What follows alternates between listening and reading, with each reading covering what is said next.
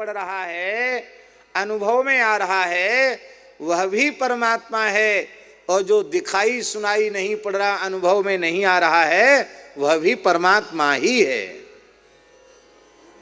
उनसे भिन्न कोई वस्तु है ही नहीं।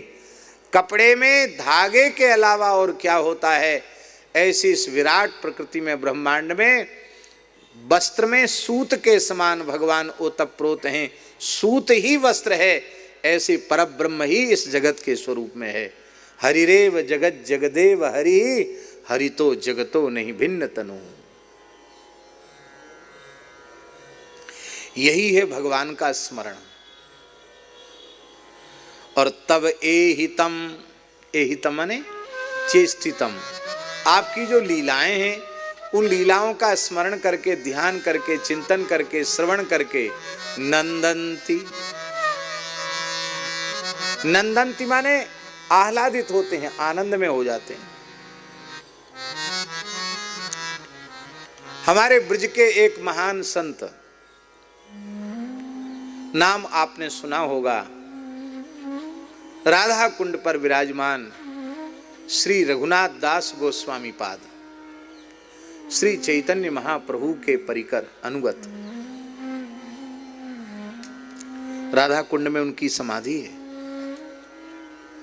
क्या कहना, बड़ा अद्भुत जीवन श्री रघुनाथ दास गोस्वामी जी का। स्मरन्ति नंदन्ति तवेहितम, तवेहितम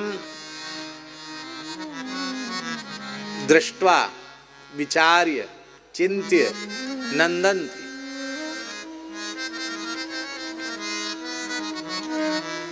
आनंदम अनुभवन्ति। तो वो हरिनाम जप कर रहे थे महाराज जी, रघुनाथ दास जी महाराज। भगवान की लीला प्रकट हो गई।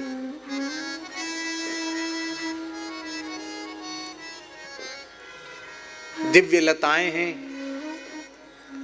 वृक्षों से आच्छादित होकर उन्होंने कुंजों के निर्माण कर रखे हैं। शीतल मंद सुगंधित वयार चल रही है, और श्री राधा कृष्ण गलवहियां दे करके बड़ी ललित गति से कुंज का दर्शन कर रहे हैं। एक पुष्पित लता को राधा रानी ने देखा तो अपने प्राण जीवन धन श्री कृष्ण से कहा, श्याम सुंदर से कहा कि हे प्रियतम, इस पुष्पित लता के जो पुष्प हैं, उन पुष्पों को मैं चुन करके, चयन करके, सुंदर फूलों का श्रृंगार बनाकर आपका श्रृंगार करना चाहती हूँ। बड़े सुंदर फूल हैं, पुष्प हैं, तो आप हमारा सहयोग करो, हमारा मनोरथ पूरा हो।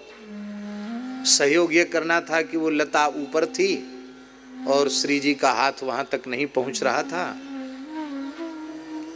तो ठाकुर जी ने कहा कोई बात नहीं, हम गोद में उठा लेते हैं। तो ठाकुर जी ने राधा रानी को गोद में चरण से पकड़ के ऐसे ऊपर उठाया, तो राधा रानी ने एक हाथ से वो लता पकड़ के झुका ली और एक हाथ से, दाहिने हाथ से वो फूल चुनने लगी।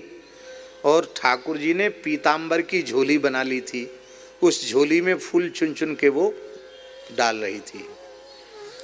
तब तक ठाकुर जी के नटखट तो है ही हैं हमारे वृंदावन के ठाकुर, इनको एक कौतुक सूझा। उन्होंने राधा रानी को गोद से छोड़ दिया, किनारे हो गए। अब जैसे ही छोड़ा तो वो लता झुकी और वो गिरने को हुई, तो दूसरे हाथ से भी उन्होंने लता को पकड़ लिया। और लता को पकड़ लिया तो लता के सहारे राधा रानी झूला झूलने लगी। और ठाकुर जी हंस रहे हैं इस लीला को देखकर, और राधा रानी प्रणय कोप की मुद्रा में अपने प्रीतम को देखकर अपनी भ्रुकुटी टेढ़ी करके मानो कह रही हैं, बड़े नटखट हो, बीच में ही हमको छोड़ दिया इस तरह से। तो इस दृश्य को देख करके श्री रघुनाथ दास जी खिलखिलाकर हंसने लगे। और उसी समय एक खंज कृष्णदास नाम के एक संत, उनका नाम कृष्णदास था, एक पैर से वो खंडित थे, एक पैर उनका टूटा हुआ था, लंगड़ा के चलते थे। उनको ये लगा, बड़े क्रोधी स्वभाव के थे, उनको ये लगा कि बाबा जी हमको लंगड़ा कर चलते हुए देखकर हंस रहे हैं, तो उनको बहुत बुरा लग गया। इतने से ही उनकी लीला लुप्त हो गई और उन्होंने श्री रूप सनातन जी से जब पूछा कि भगवान की लीलाओं का अनुभव नहीं हो रहा है, तब उन्होंने कहा किसी वैष्णव के प्रति अपराध बन गया है, भक्त के प्रति अपराध बन गया है। कैसे पता चले? बोले समष्टि भंडारा करो, भंडारे में ही सब प्रायश्चित होता महात्माओं का। भंडारा करो, सब संत आवेंगे और प्रार्थना करो महाराज किसी भी महापुरुष के प्रति, संत के प्रति मन वाणी क्रिया से कोई अपराध बना हो तो अपना बालक मानकर इस सेवक को क्षमा करें। जैसे ही बाबा रघुनाथ दास जी ने ये बात कही तो खंज कृष्णदास नाराज होने लगे। अब बगुला भक्ति दिखाता है कि अपराध क्षमा करो, अपराध क्षमा करो। उस समय तो हम लंगड़ा के चल रहे तो देख के हंसने लग गया। बोले महाराज पहले आप क्षमा तो कर दो। बोले ठीक है, क्षमा कर दिया। फिर एकांत में उन्होंने बताया कि मेरे हंसने का कारण क्या था। मेरे सामने तो दृश्य जगत था ही नहीं, मेरे सामने तो भगवान की प्रत्यक्ष लीला प्रकट हो रही थी। तब कृष्णदास जी भी बड़े व्याकुल हो गए कि मैं इतने समय से ब्रजवास कर रहा हूँ, मुझे स्वप्न में भी ठाकुर जी की झलक नहीं मिली, और ये ऐसे संत हैं जो अपलक नेत्रों से भगवान की लीलाओं का दर्शन कर रहे हैं। इसको कहते हैं नंदंती। आप ठीक से सुनने लग जाइए, बार बार सुनने लग जाइए और बार बार गाने लग जाइए, स्मरण करने लग जाइए। कभी न कभी वह भाग्यशाली क्षण आपके जीवन में अवश्य आ जाएगा जो भगवान की लीलाएं आपके सामने प्रत्यक्ष प्रकट होने लग जाएंगी। आप करके तो देखिए। गह्वर वन में ब्रह्मचारी जी का कुआं है, उस पर हमारे महाराज जी की कथा हो रही थी, दास भी था साथ में। महाराज नेत्र बंद करके ही भगवान की कथा कहते थे। तो महाराज जी बोले प्रेम सरोवर पर राधा कृष्ण की प्रथम मिलन लीला की कोई बात उनकी वाणी से निकली। राधा रानी ने पहली बार ठाकुर जी को देखा, ठाकुर जी ने पहली बार राधा रानी को देखा, और देखकर उनकी क्या दशा हो गई इसका वे वर्णन कर रहे थे। वर्णन करते करते, बहुत ध्यान से सुने, वर्णन करते करते अकस्मात दृश्य परिवर्तन हो गया। सामान्य न कह रहे थे, कोई ऐसा नहीं कह रहे थे, पर कहते कहते दृश्य परिवर्तित क्या हुआ, पूज्य महाराज जी का सारा शरीर थर-थर कांपने लग गया। सामने उन्होंने चौकी थी, उसको पकड़ लिया, चौकी भी कांपने लगी, पूरा आसन कांपने लग गया, मुखारविंद रक्त वर्ण का हो गया, एकदम लाल, सारे शरीर पर नसें उभर आईं। सात्विक प्रेम के लक्षण एक साथ श्रीअंग में इतनी तेजी से प्रकट हुए कि मैंने अपने जीवन में इस प्रकार के प्रेम के लक्षण किसी के देह में प्रत्यक्ष प्रकट होते अब तक नहीं देखे। बहुत ध्यान से सुने, उस प्रेम के अभिव्यक्ति का प्रभाव क्या हुआ, ये सुनी हुई बात नहीं बता रहे महाराज जी। उस सभा में सौभाग्य से दास उपस्थित था।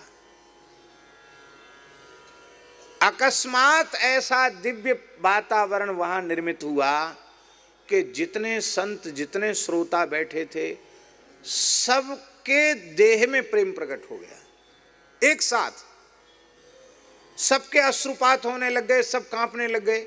हम भी मन में सोच रहे कि हम तो बड़े कठोर हृदय कि हमारे तो आंसू निकलते नहीं, कोई विरह की कथा भी नहीं हो रही है, क्या हो रहा है। सबके सब रोने लग गए। कथा बंद हो गई। महाराज जी ने थोड़ी देर बाद नेत्र खोले तो नेत्र एकदम लाल, होठ फड़क रहे थे। फिर शरीर कांपने लग गया, फिर नेत्र बंद कर लिए। हमने समझा कि महाराज जी इशारा कर रहे हैं कीर्तन कराओ, पर गला ऐसा रुक गया, कीर्तन हो ही नहीं, वाणी निकले नहीं। फिर भी प्रयास किया। 1 घंटे कथा शेष थी, और महाराज जी सबकी दशा 1 घंटे तक वैसे ही बनी रही। आप सोचो,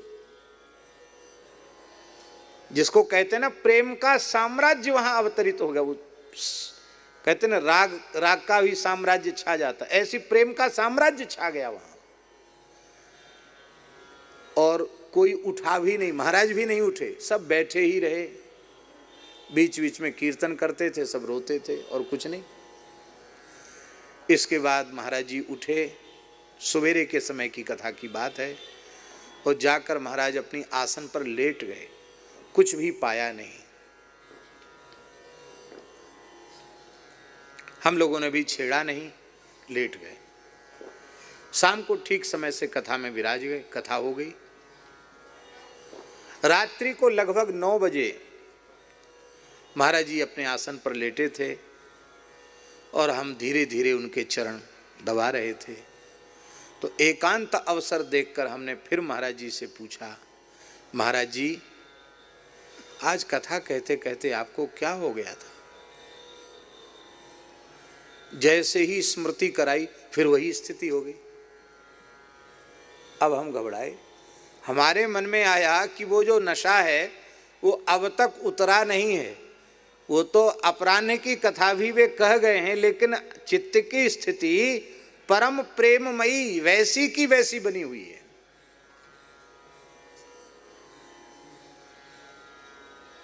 विह्वल हो गए और गदगद कंठ से महाराज जी ने कहा, पंडित जी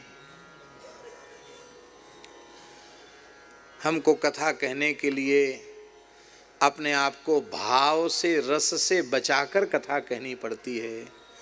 यदि भाव और रस का स्पर्श हो जाए तो हम एक शब्द भी बोल नहीं सकते। कहाँ हम लोग रस और भाव की जागृति के लिए करते हैं। एक ऐसे महापुरुष जो रस और भाव से अपने को बचाते हैं तब कुछ बोल पाते हैं। और हमारे महाराज जी के निकट एक संत रहते परमहंस जी, वो भी उस समय उपस्थित थे। मैंने परमहंस जी से पूछा तो परमहंस जी ने कहा, महाराज जी की जो स्थिति हुई वो राधा कृष्ण की प्रथम मिलन लीला का उन्हें प्रत्यक्ष दर्शन हो गया। तो प्रत्यक्ष दर्शन में जो युगल में प्रेम जगा, उस प्रेम को देख करके महाराज जी की अवस्था हुई। हमारे कहने का आशय ये है कि यह भगवान की लीला बोलते बोलते कई बार सामने प्रकट होने लग जाएगी। वैसी तन्मयता आवे तो सही। देखो भगवान सर्वगत सर्वरूप सर्वमय हैं, उनकी प्राप्ति का क्या साधन है? कोई साधन नहीं। क्या साधन है? अरे जो सबके भीतर हैं, सबके बाहर हैं, जो तीनों कालों में हैं, तो इस काल में भी हैं, सर्वत्र हैं तो यहां भी हैं, और सब में हैं तो हमारे में भी हैं, और सबको सुलभ हैं तो क्या हमें दुर्लभ है?